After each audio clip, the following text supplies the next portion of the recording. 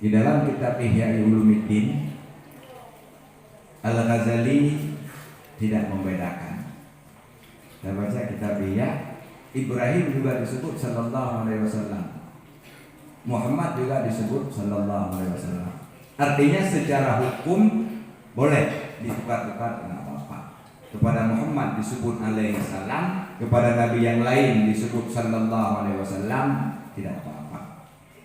Tapi yang jelas ini sudah menjadi titel khususnya bagi Nabi Muhammad dengan titel sallallahu alaihi wasallam, untuk nabi yang lain dengan titel alaihi salam. Kenapa berbeda? Alasannya kalau kita lihat dalam pembahasan ulama, di antaranya karena Rasulullah sallallahu alaihi wasallam merupakan penghulunya segala nabi. Karena beliau merupakan penghulunya, pemimpinnya semua nabi, maka titel beliau lebih panjang daripada titel nabi-nabi yang lain. Ini sebenarnya sallallahu alaihi wasallam dengan alaihi salam, bedanya ada tambahan sallallahu. Kedepannya tetap alaihi salam. Jadi hanya ada tambahan sallallahu.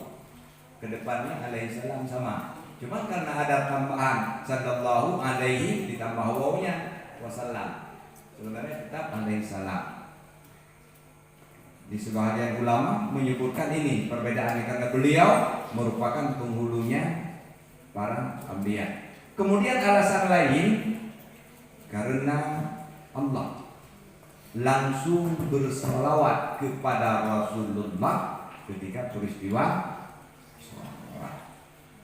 salamun alaika ayyuhan nabiyyu, ini langsung dihadapkan, ditetapkan oleh Allah kepada Rasulullah sallallahu alaihi wasallam, tidak kepada nabi-nabi yang lain.